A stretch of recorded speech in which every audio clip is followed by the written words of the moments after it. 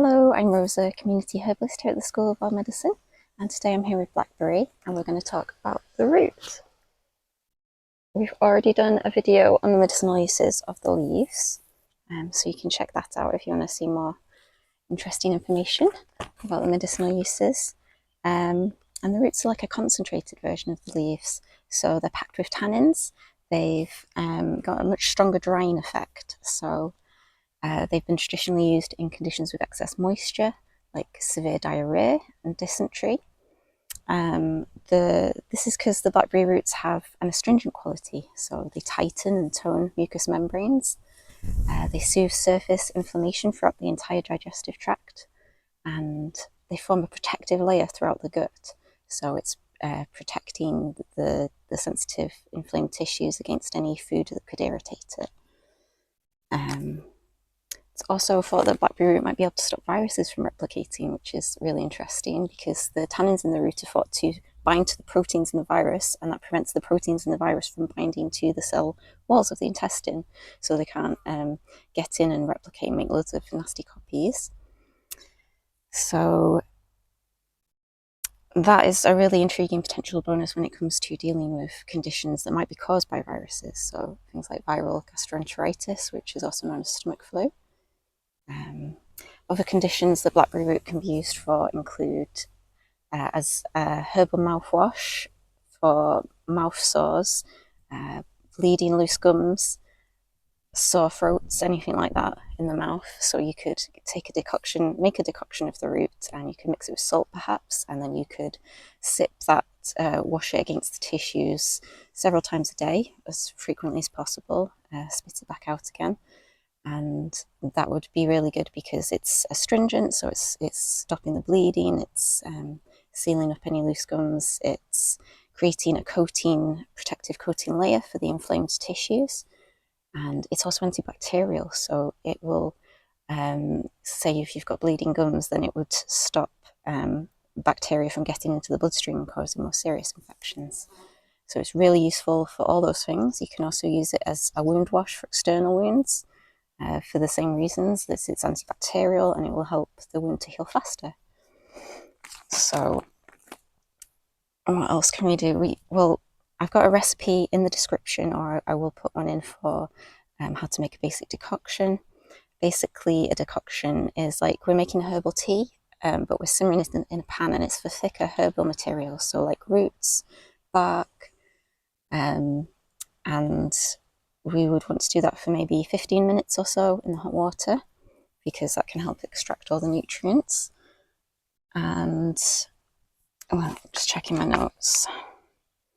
Yeah, so to do that, we would want to first dig up the root, and you want to be well prepared for digging up the root. I think you'd want like a trowel or a shovel, and you need thick work clothes because of all those nasty thorns, and really thick hand gloves. And then you can dig up the root, but you can just harvest part of the root, because then you can replant the rest of it if you want to, and it should regrow again. And some herbalists just use the outer root bark because that's a part that's really rich in the tannins.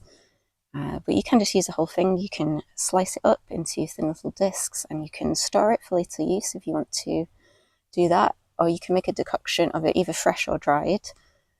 And it just make a quite bitter tasting decoction because it's so high in tannins. So you might want to mix it with something that you do like the flavour of, like perhaps make a decoction of half blackberry root and half ginger root, or pop a cinnamon stick in there.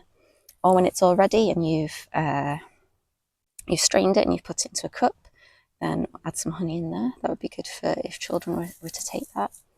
And because it is so high in tannins, just be aware that if you drink too much of it, and too much, it varies depending on the person, so too much for you might cause nausea or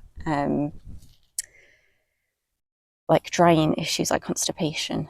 So just don't worry too much about that, but just start low and slow and work your way up, and then you can see if you do start getting any tummy trouble, because as long as you don't start drinking several cups a day, then you should be fine. Right, so Right, it's fine to stick with blackberry leaves for most conditions because they're usually dry enough, so we don't usually need to call on the medicinal uses of the root, but it can still be a really good thing to have on hand just in case. And another good remedy to have on hand would be a tincture of the root, because then that's portable and it stays on the shelf for a long time.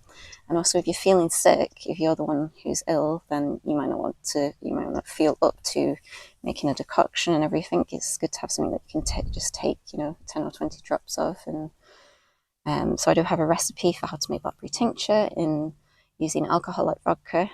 That's in the description as well. Another recipe you could make would be blackberry syrup. That might be good to have on hand for children. I don't make syrups that often because we already do have a lot of sugar in our diet, so I tend to, but you can make the syrup with honey as well. So that's still high in sugar, but then it's still got some beneficial properties of the honey. So let me know in the comments if you have any experience of using blackberry root. If you've got any questions at all, so any health or herbal questions on any topic, then let me know, because the whole point of making these videos is to get in touch with people who might need advice, who might be looking to study herbalism and become a family herbalist. And we do have a course for that. I'll link that in the pinned comment. And I hope you get to go out foraging sometime soon. I'll show you some footage in a minute because there's some really beautiful blackberry bushes around here. With some really big juicy blackberries on, and I did not bring a bag to harvest them with. I might put some in my hat actually, I'm not sure. So next video will be on the berries of blackberry. Hopefully that's coming out in the next week, maybe even tomorrow. I'll see if I can write it and memorize it by then, but okay, so thank you for watching all the way through to the end, and I'll see you in the next video. Bye.